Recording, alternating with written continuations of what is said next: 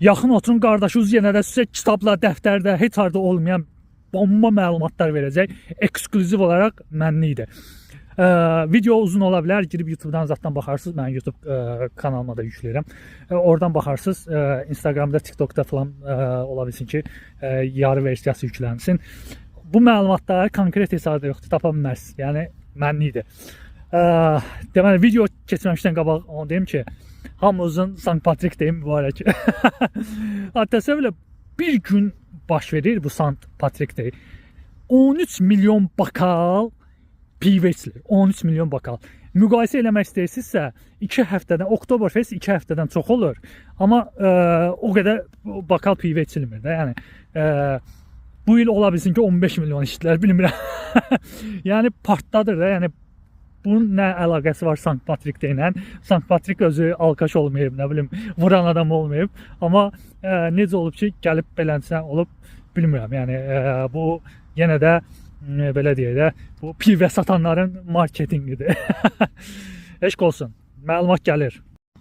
Bir dənə də onu deyim ki, karoçi, İrlandiyanın orasın burasın hər yerin yığıb yığışdırsan, İrlandiyada cəmi 5 milyon adam yaşayır, yaşamır da, yəni uşaqlı böyüklü. Amma yəni içilən pivə şeyini görürsüz də, yəni həcmini görürsüz. Yəni bütün dünyada yığsan İrlandları bəlkə də, yəni 13 milyon eləyər. Yəni böyük ehtimal 13 milyondan çox olacaq, yəni. Bu tək İrlandiyada içilən pivədir ya. Başqa ölkələri saymıram. Dəlixana.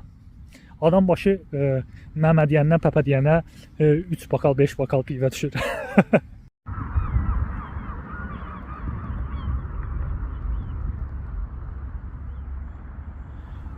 Deməli, bu gördüyünüz yarpağın adı Shamrock'dur. Yonca yarpağıdır. İrlandiya gəlsəz və yaxud da İrlandlılarla bir əlaqəniz olsa, bu temanı çox görərsiniz də, hər yerdə demək olar ki, bu simvoldur. İlk başlarda mən də fikir vermirdim ki, bu nədir, nə deyil. Sonradan bildim ki, öyrəndim ki, deməli bu 3 yarpağın mənası odur ki, ata, oğul, müqəddəs ruh, belə deyək. Bunun mənası buymuş. Və bütün bu hər yerdə istifadə olunur da, İrlandiyada bütün simvolda. Bu hardan gəlir? Bu Sankt Patrik'dən gəlir.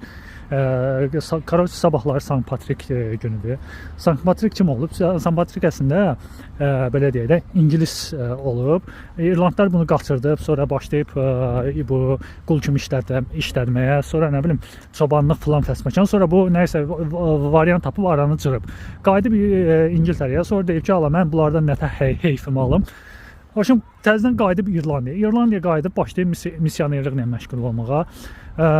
Bu İrlandiyada əvvəllər paqanlar olub. Paqanları da mən deməyim də, açın özünüz oxuyun. Bu paqanizmi məhv eləyib də demək olar ki, indi çox az faiz qalıb da. Yəni 1% belə qalmayıb şeydə.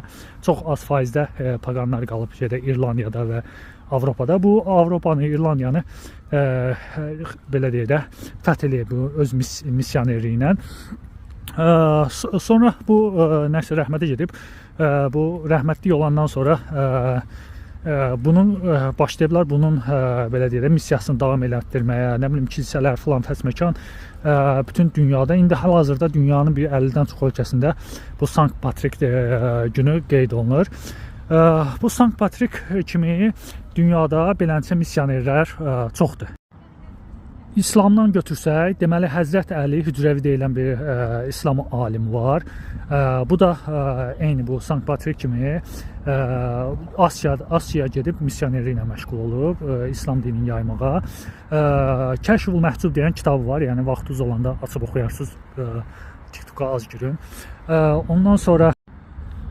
Ondan sonra şey var, əziz fransız var. Deməli 500 ildir bunun belə deyək də bədənin, ölmüş bədənin Goa'da saxlayırlar Hindistanda. Bu da nə edib? Hindistandan basıb gedib Çinə, Yaponiyada da eyni ilə bu xristian dinini yaymağa, onu da belə deyək müqəddəs gün kimi qeyd edirlər. Hinduizmdə isə Adil Şankaracay var. Deməli 4 böyük dünyanın ən böyük monastırlarında hələ də bunu tədris edirlər, yaşadırlar bunun missiyasını. Belə Hinduizmdə belə. Buddizmdə də Buddhizm var, Zen fəlsəfəsi, Zen daşı, nə bilim Zen plan fəsməkanı bütün bu adama aiddir. Bu da eyni ilə nə bilim Çin gedib basıb Hindistandan çıxıb gedib Çinə, Çində başlayıb bu eyni ilə bu dini təbliğ etməyə. Bu şalinlər, malinlər onlara dərs deyib. Bu şalin şeydə oradan gəlib belə deyə də. Döyüş növü deyim, nə deyim. Belə bir şey. Yəni missionerlik hər dində var, bütün ölkələrdə var. Yəni bu sadəcə Sankt Patrikə aid deyil, sadəcə Sankt Patrikdə qeyd olunur.